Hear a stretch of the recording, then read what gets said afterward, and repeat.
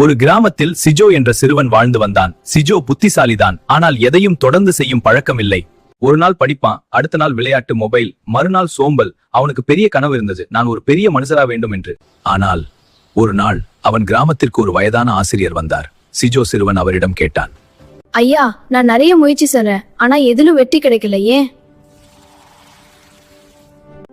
இதுதான் உன் மனம், எப்போதும் கலங்கிக் கொண்டே இருக்கிறது. பிறகு அந்த குவளையை அசையாமல் வைத்தார். சிறிது நேரத்தில் மண் கீழே அமர்ந்தது, தண்ணீர் தெளிவானது. சிறுவன் சிஜோ, மனதை அமைதியாகவும் ஒழுக்கமாகவும் வைத்தால் வாழ்க்கையும் இப்படியே தெளிவாகும். அந்த நாளிலிருந்து சிறுவன் சிஜோ ஒரு முடிவு எடுத்தான். தினமும் ஒரே நேரத்தில் படிப்பேன், சோம்பலை கட்டுப்படுத்துவேன்.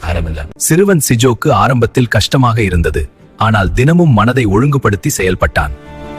சிறுவன் சிஜோ சில வருஷங்கள் கழித்து சிஜோ ஒரு பெரிய தொழிலதிபரான் நல்ல நிலையை அடைந்தான். அவன் கனவும் நனவானது. சிஜோ கதையின் கருத்து: மன ஒழுக்கம் இருந்தால் வெற்றி தானாகவே வரும்.